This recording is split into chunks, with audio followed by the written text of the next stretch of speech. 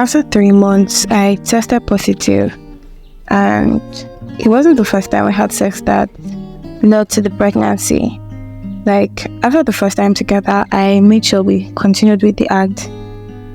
I sure knew that Papa wasn't happy about it.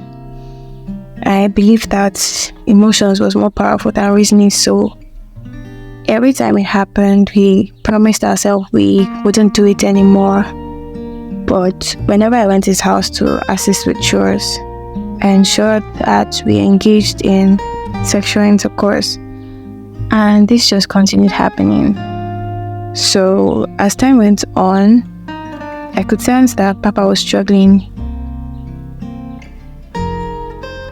but because I believed he was God's will for me, I said to myself that when we got married, I would help him grow spiritually. I started spending more time at his house, keeping Brother Kennedy at a distance, and it seemed to work. He understood me and he stopped bothering me.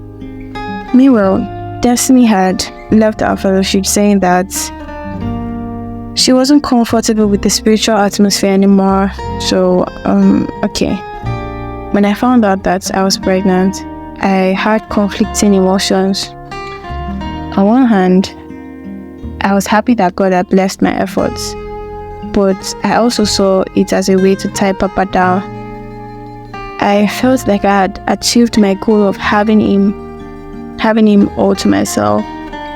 So one evening after our sinful encounter, I dropped a bombshell. I told him that I was pregnant. He couldn't believe it. He kept asking if I was joking, but I assured him that I wasn't, that this wasn't something to be joked about. He was really upset, and he was feeling like I had already caused enough damage by getting him addicted to me. And now I was adding the burden of pregnancy to the mix. I couldn't believe it when Papa started yelling at me and getting all worked out, telling me that God told him he had a special purpose in his life, but he didn't think that getting pregnant was part of it. And I was like, that's what I've been trying to make you see. God said I was made for you, which means I'm meant to be your wife. But Papa kept insisting that wasn't it, that God said I had a special assignment in his life.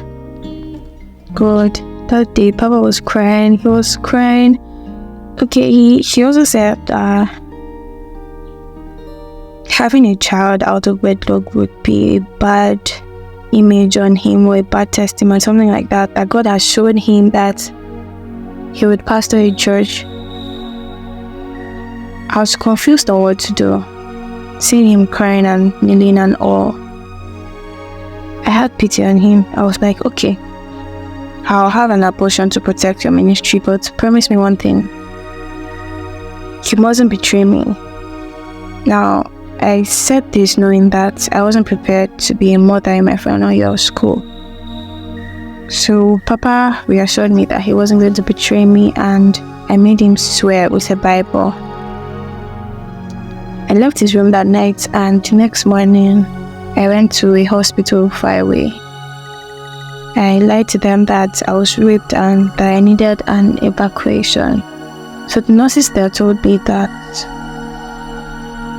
the hospital didn't perform such procedures because it was against their policy, since it was owned by a believer.